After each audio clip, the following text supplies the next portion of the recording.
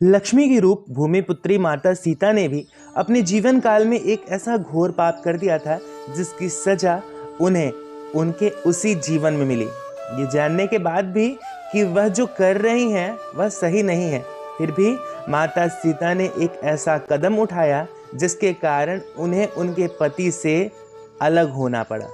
क्या था वो पाप? किस श्राप के कारण माता सती को पति वियोग से गुजरना पड़ा? इसके बारे में हम आपको विस्तार से बताएंगे और यह कथा सुनाएंगे। लेकिन उससे पहले आपसे निवेदन है कि अगर आपने अब तक इस चैनल को सब्सक्राइब नहीं किया तो यह काम तुरंत कर लें ताकि भगवान कृष्ण की कृपा आप पर निरंतर बरसती रहे। हाँ, अगर आपने इस वीडियो को देखना शुरू किया है तो आपसे निवेदन है कि यह वीडियो अंत तक देखिएगा, नहीं तो आपसे इस कथा के मुख्य तथ्य छूट सकते हैं। अब बढ़ते हैं कथा की ओर।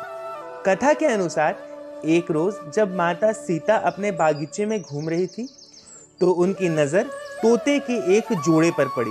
यह जोड़ा आपस में कुछ बातें कर रहा था। तोते के जोड़े को आपस में बातें करते देख माता सीता के अंदर जिज्ञासा उत्पन्न हुई कि ये दोनों क्या बातें कर रहे होंगे। जिसके बाद माता सीता तोते के उस जोड़े के पास गईं और उन्होंने सुना कि ये जोड़ा सीता माता और उनके पति यानी भगवान राम के बारे में बातें कर रहा था। जब माता सीता ने तोते के मुख से अपने भविष्य के बारे में इतनी सारी बातें सुनी तो उन्होंने पूछा कि तुम्हें मेरे भविष्य के बारे में इतना कुछ कैसे ज्ञात है।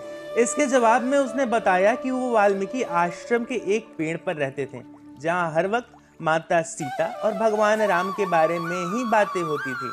तोते के इस जोड़े ने यह तक बताया कि आगे चलकर भगवान राम मिथिला आकर आपके स्वयंवर में शामिल होंगे और भगवान शिव के धनुष को तोड़कर आपसे विवाह करेंगे। अब अपने भविष्य के बारे में इतना सब कुछ जानने के बाद माता सीता के मन में अपने भविष्य के बारे में और भी जानने की जिज्ञासा प्राप्त हुई। जिसके बाद माता सीता ने तोते के उस जोड़े को बंदी बनाकर पिंजरे में डलवा दिया। काफी कुछ जानने के बाद अब माता सीता को मादा तोते से एक लगाव हो गया। जिसके बाद माता सीता ने नर तोते को तो पिंजरे से बाहर कर दिया, लेकिन मादा तोते को अपने पास पिंजरे में रखने का निर्णय लिया। अब तोतों का यह जोड़ा एक दूसरे से अलग हो गया था। जिसके बाद मादा तोते ने माता सीता को बताया कि मैं गर्भवती हूँ, इसीलिए मुझे छोड़ दीजिए। लेकिन आप सभी को यह सुनकर हैरानी होगी कि माता सीता ने उसे छोड़ने से इनकार कर दिया। नर तोते ने भी माता सीता से अपनी पत्नी को छोड़ने का काफी निवेदन किया, मगर माता सीता ने कहा उन्हें मादा तोते से लगाव हो गया है। उन्हें वो इतनी भाने लगी कि अब वो मादा तोते को अपने से दूर ही नहीं होने देंगी। इसके बाद नर तोते ने कहा कि आप मेरी पत्नी को खुले जंगल में हमारे बच्चों को जन्म देने दो, इसके बाद मैं वापस अपनी पत्नी को आपके पास छोड़ जाऊंगा। मगर इस पर भी माता सीता नहीं मानी और तोते को वहां से अकेले ही जाने को कह दिया। 3 से 4 दिन गुजरने के बाद मादा तोते ने पिंजरे में पति के वियोग में ही दम तोड़ दिया। अब जब नर तोता अपनी पत्नी से मिलने महल पहुंचा तो उसने देखा कि उसकी गर्भवती पत्नी प्राण त्याग चुकी थी।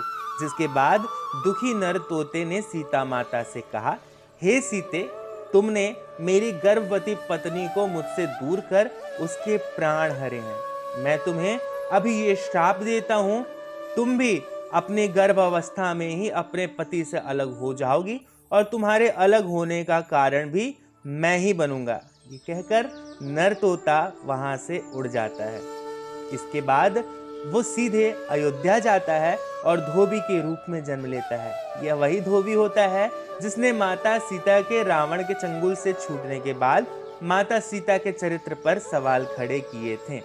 दोस्तों, यहाँ समाप्त होती है माता सीता की एक रोचक कथा। कथा को लेकर आपके मन में कोई संशय या सवाल हो तो उसे कमेंट बॉक्स में लिखें। हाँ, कथा अगर आपको अच्छी लगी हो तो इसे अपने दोस्तों और परिवार के साथ साझा करना तो बिल्कुल ना भूलें। इस नेक कार्य में आप किसी भी तरह से हमारी मदद करना चाहते हो तो स्क्रीन पर दिए गए नंबर पर आप अपनी आर्थिक सहायता हम तक भेज सकते हैं। अब अगली वीडियो तक के लिए दीजिए हमें इजाजत। हमारे सभी साथियों को हरे कृष्ण।